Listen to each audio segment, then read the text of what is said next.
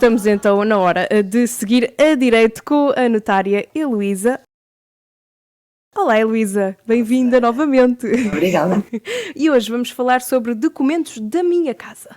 Exatamente. Começar por saber o que é isto de documentos da minha casa, Heloísa. Quer tu já sejas dona, quer venhas a ser dona de uma casa, ou seja, quer compres, quer vendas neste negócio ou noutros pelo qual pagas um preço, deves ter sempre um conjunto de documentos que o notário te vai pedir. E deves mantê-los, mesmo não para aquele momento, depois guardas, não achas que já está tudo, porque depois mais tarde podes vir, mesmo quando pensas que não vais vender, compraste, e pensas que não vais vender, vais precisar dos documentos. O legislador pode, ainda, entre um momento e outro, ainda pode inventar mais uns documentos, naturalmente. E que documentos são estes? São documentos para escritura? Para fazer uma escritura? Sim. Ou seja, tu precisas, as pessoas adoram cadernetas. É preciso. O que é uma caderneta, Heloísa? Para quem não percebe nada disto.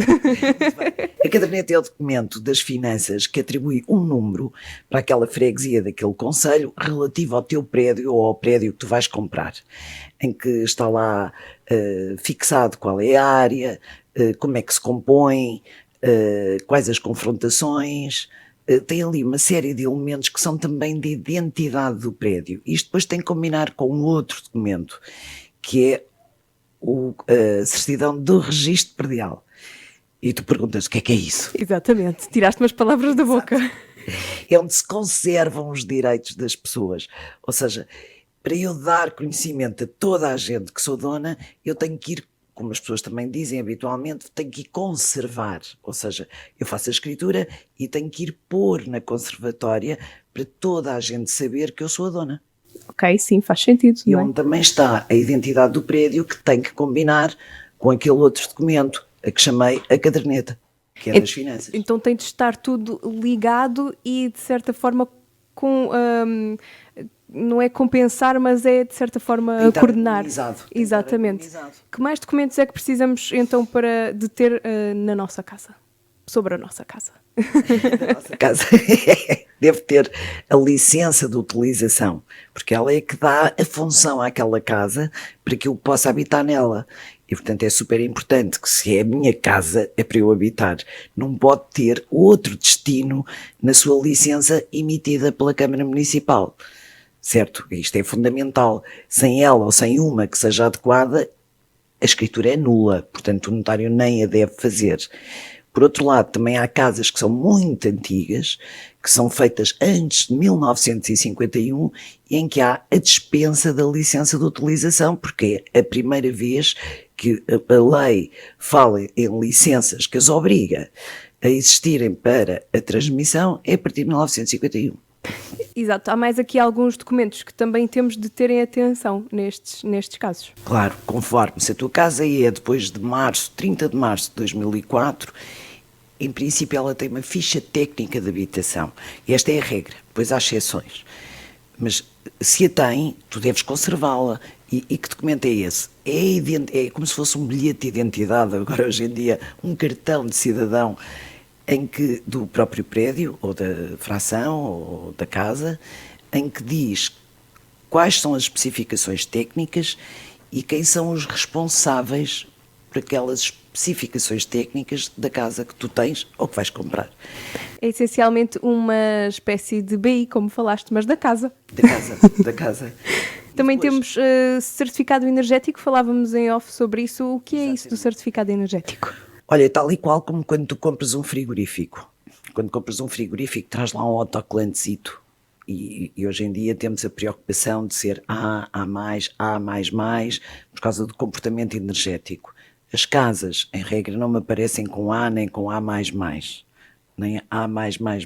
É mais difícil, não é? De serem Sim. Energeticamente... Estamos numa fase em que ainda estamos a adaptar as casas para isso e, portanto, mas é uma preocupação dos últimos anos. E tem que haver o certificado energético, que é o comportamento térmico da casa, tem a ver com a forma como ela foi construída, os vidros se isolam, se não isolam, tudo isso, e é depois um técnico é que emite esse certificado. E são os documentos que são base para tu teres em relação à casa que tens ou à casa que queres ter. Ou seja, Heloísa, se por exemplo estivermos interessados num apartamento ou numa casa, é para desconfiar se não nos derem todos esses documentos previamente? Previamente não, mas previamente tem que estar a conhecer o certificado energético e, estando de boa fé, dão-te a conhecer, olha, temos isto, isto, isto. E tu, como cidadã preparada, diz, olha, isto tem isto, isto, isto, isto, qual é a situação? Exatamente. Posso ver?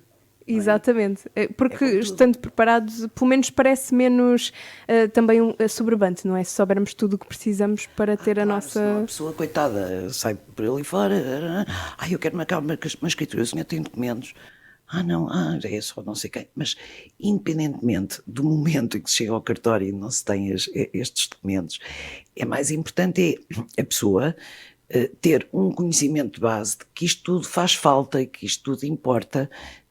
E que deve, quer dizer, nós quando sabemos destas coisas falamos de outra maneira com quem nos quer vender, não é? Com quem intermedia a compra, não é?